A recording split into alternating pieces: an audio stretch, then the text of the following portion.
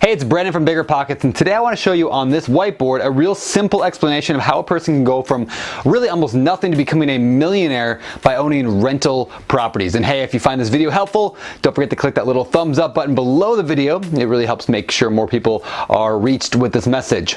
So, with that, let's first get a little bit of clarification on how this works, this real estate thing works.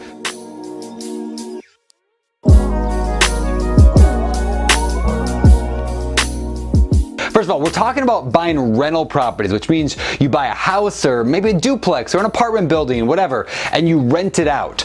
Now, before I walk you through the math behind becoming a millionaire through real estate, I actually want to get us all on the same page or the same board as to the fundamentals about owning rentals and why they're so powerful. And to do that, we're going to talk about something called the 4 wealth generators. The 4 wealth generators. Did I spell that right? Sure. All right, so these are the 4 things that really make owning rental properties so awesome, and when they're combined together can make you a millionaire. Now, I talk about these a lot more in depth in my book, the book on rental property investing, which you can get on Amazon or Barnes & Noble or wherever, biggerpockets.com/rental book. But hey, let me give you them right now, the quick and dirty on the 4 wealth generators. Number 1 is going to be cash flow. So the first thing, cash flow. That's the extra money every month that a property produces in profit. It's income minus expenses. The key to that, though, is understanding expenses, because they're kind of tricky, right? Make sure you get all the expenses when you calculate it, but basically, this is just the money you're left with in your pocket at the end of every month. Now, number 2, appreciation. This is basically the simple truth that real estate tends to climb over time in value. Now, sure, things like 2008 do happen and prices do drop, sometimes a lot, but over time prices tend to climb. As long as you can hold onto a property long enough, you should always see appreciation. And that's why cash flow, which we just talked about a second ago, is so vital, right? Because as long as I'm making cash flow, I can hold onto it as long as I need to, waiting for the property to climb in value. Now, number 3, the loan pay down. Now, normally, when you buy a piece of real estate, you get a loan from a bank, which you then pay every month. But the cool thing is, over time, the loan then gets paid down, which means you might start owing, let's call it 200 grand, but eventually you'll own nothing, right? So the loan starts here and over time tends to drop on what you owe it. And number 4, the 4th wealth generator, tax benefits.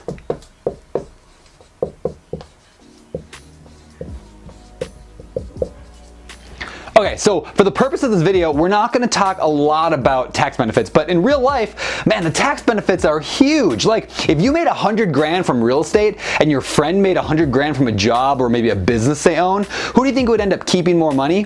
You would, with real estate, way more money than your friend. All right, so let me show you how these 4 wealth generators can make you a millionaire when combined together. Okay, let's just say you bought a house as a rental property. Maybe you put down 20%, or maybe you found a more creative way to finance it. And you were able to do it with no money down, which is, by the way, is entirely possible. In fact, we've got a ton of content on Bigger Pockets all about that. Heck, I even wrote a book on it. But anyway, let's say you bought that house. Here's our cute little house, and even 3-dimensional house, because I'm fancy. You bought that house for 100 grand, and you put down 20%. So you bought it for the $100,000 value. You put down 20%, which is $20,000 down. That's a horrible dollar sign. Meaning you're left with an $80,000 loan, or mortgage as we call it. Now, because you bought a property that has cash flow, the 4th wealth generator, let's say you're also now, at the end of the day, you're making $200 every month in cash flow, which is $2,400 per year. We'll call it $2,400 per year in cash flow.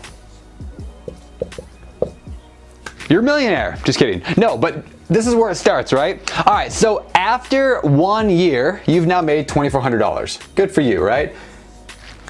But there's more to that, right? Because during that time, your loan balance dropped from owing like 80,000. That's actually dropped down because over time the loan gets paid down, right? So you started at 80, but in fact after that time you only owe about 78.5. So you've made about $1,500 just on loan pay down. But at the same time, prices tend to go up on average. So where the property was worth $100,000, you now, after 1 year, we'll say on average 3% appreciation, it's now worth $103,000. So let's add all that together, right? So you've added $3,000 in value here, you've added $1,500 there, and $2,400 in cash flow. So really, during the first year, you've now $6,900. You've actually added $6,900 to your net worth. Now, of course, you're not a millionaire yet, but over time, the cool thing is that this process speeds up. You start paying off more and more of the loan faster and faster, and the value of that property goes up as well. In fact, if you look here, the property value getting paid down, the other one going up. If we were to erase this, and we try to draw it on one graph, you can see that over time, the value of the property, we'll call this the value of the property, was at, we'll call it $100,000. It's climbing in value 3% per year. But the loan, which was at $80,000, is actually going down each year as well. This spread right here is known as equity, and this increases over time the longer you hold it. In fact, here by year 10, it's actually worth about $130,000, but you only owe about $60,000 on the property, which means just alone there, you've got about $70,000 in equity. Now add on the fact that that's over 10 years, right? Over 10 years, you've also made $2,400 a month in cash flow every single year, or $2,400 a year in cash flow, which is another $24,000. So by this point, you've gotten $94,000 in wealth built from that one property. Now I know a lot of you are thinking, 10 years of work and you only made 100 grand? That's gonna take me 100 years to get to $1 million. Well, here's the cool thing. This is just one simple, cheap little property.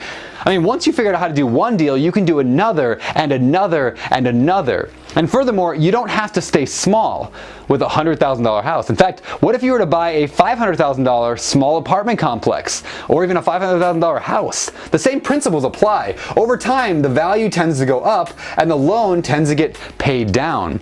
So you're paying off a little bit more every month and adding a little bit more in value every single month. And you're getting wealthier. And that is how you become a millionaire through rental properties. You buy cash flowing rentals that increase in value over time while also paying down the loan. A little bit at a time, you're becoming wealthier. Now, a couple concerns you might be having. Number one, how do I come up with all these down payments if I'm gonna buy a bunch of rental properties? Well, in the beginning, maybe you'll save up for the down payment. But honestly, I built my entire portfolio using some other creative strategies, things like house hacking or BRRRR investing or using partners or raising private money. Maybe you'll fix and flip houses and use the profit from those flips to invest in rentals. You know, there's a lot of ways to put together a deal, but the bottom line is if you have a good deal, you're gonna figure out a way to finance it. Now, number two, how do you know if you have a good deal? Well, you gotta learn how to analyze them. You know, we've got calculators over on biggerpockets.com/analysis that you can use. I also teach a free webinar every week on BiggerPockets where I walk people through how to do the numbers. To sign up for the next one at biggerpockets.com/webinar. Now, what about number three? How do you manage all these properties? Well, the short answer is you don't. I mean, you could, but for most of my properties, I hire a property manager to look after them. Of course, you still gotta manage your manager. It's not 100% hands-off, but they're the ones getting the late night phone calls, not you. All right, and question number four, what if the market drops? Well, that's why I buy cash flowing rental properties. If the market drops, great, I'll just keep holding on to them and I'll buy more properties because now everything's on sale. You know what? You can become a millionaire through real estate. I did it in under a decade. Yeah, it's not gonna happen overnight, but it will happen if you're patient, you stick to sound principles, and you continually educate yourself on how to become better. And hey, if you like this video and you're fired up, don't forget to click that little thumbs up button and be sure to subscribe to our channel for more real estate investing videos and content. For biggerpockets.com, my name is Brandon Turner, signing off.